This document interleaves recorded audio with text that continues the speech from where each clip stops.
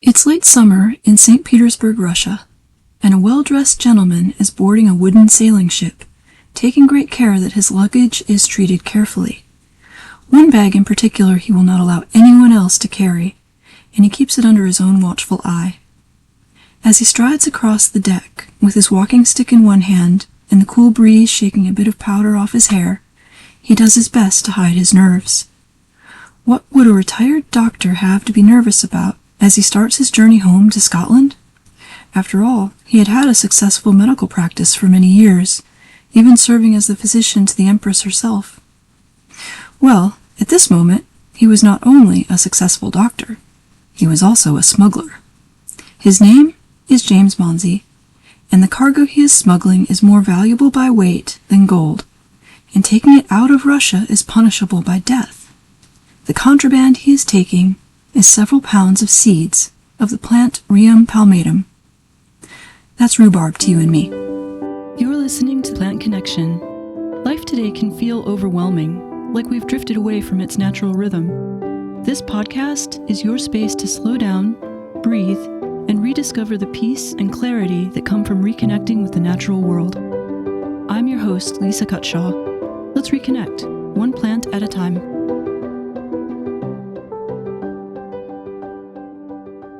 This episode is a little bit of a departure for this podcast.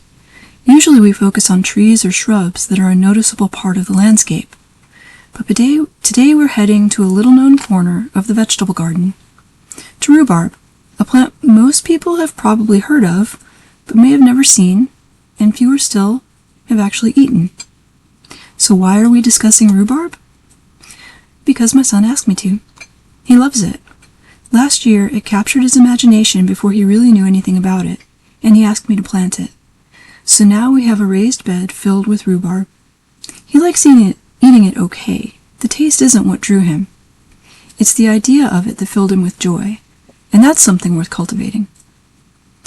Clearly, the Russians in the 1760s must have had a pretty high opinion of the stuff too, if they were willing to execute anyone who tried to take seeds out of the country. At the time, Russia held a monopoly on rhubarb in Europe, which meant it contributed a great deal of money to the crown's coffers every year. In fact, this monopoly held for about 200 years, roughly from 1600 to 1800. Makes me wonder if Mounsey's contraband seeds might have helped break that commercial monopoly.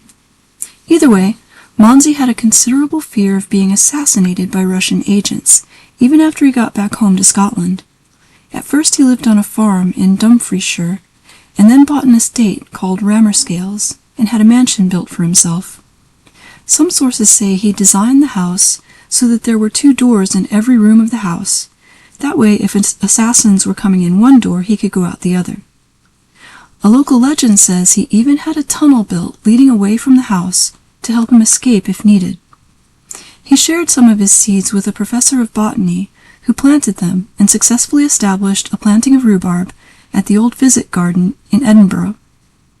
I wasn't able to find a record of how Dr. Mounsey eventually died, but it doesn't appear to have been the work of a Russian assassin. He left Russia in late 1762 and died in Edinburgh in 1773, around the age of 63. So why, you might ask, I certainly did, would a medical doctor think it was worth risking his life to bring some rhubarb seeds home with him? It may have come from the idea that rhubarb was seen more as a medicine than a food. For thousands of years, in fact, it had been considered an important medicine by the Chinese, and then by the Europeans once they learned about the plant. Shakespeare himself mentioned rhubarb as a medicine in his play Macbeth, when the title character asks, "What rhubarb, cyme, or purgative drug would scour these English hence?" That might give you a hint of what its main medicinal characteristic was considered to be. It was considered a purgative. Specifically, it was helpful in encouraging the bowels to move when they were blocked up. Now, why on earth were Europeans so in need of a laxative that they would pay enormous amounts for rhubarb? It seems that rhubarb was more gentle in its laxative properties, providing relief without causing severe cramping that could come from other remedies of the time. It was also used to treat liver problems, fever, infections, and as a general stomach tonic. Rhubarb had definitely made it to Europe by the 1500s, and according to Chinese legend, it had divine origins. The mythical ruler Shen Nong, around 2800 BC, was believed to have tested rhubarb on himself to see if it would be safe to give to his people.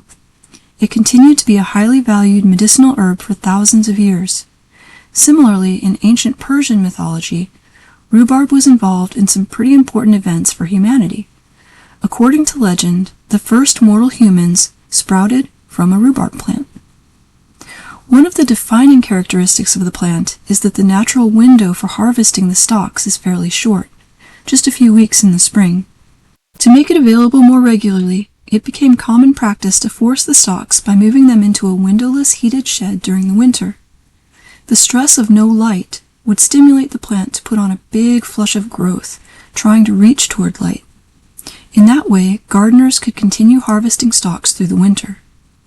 I imagine that relative scarcity of the harvest period also contributed to the high prices for the crop. These days, rhubarb isn't nearly as popular as it once was.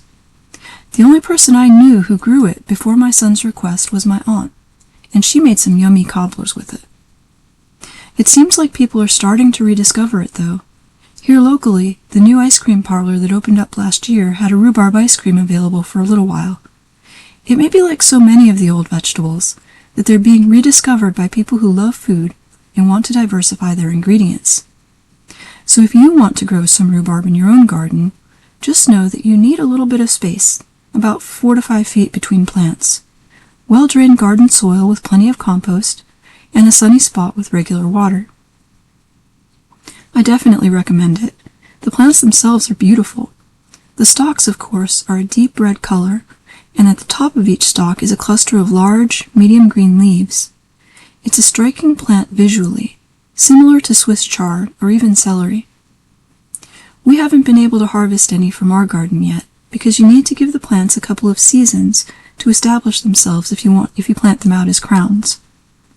One thing important to note, you definitely don't want to eat the leaves. They're actually toxic. It's the stalks that are edible. The texture reminds me a bit of celery, but the taste is more like a strawberry that hasn't fully ripened yet. It's tangy and refreshing.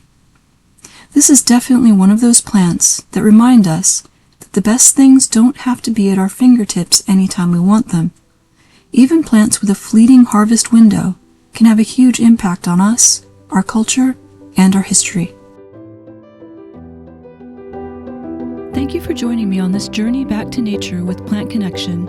If this episode resonated with you, be sure to tap subscribe or follow on your favorite podcast app so you don't miss the next episode. See you next time.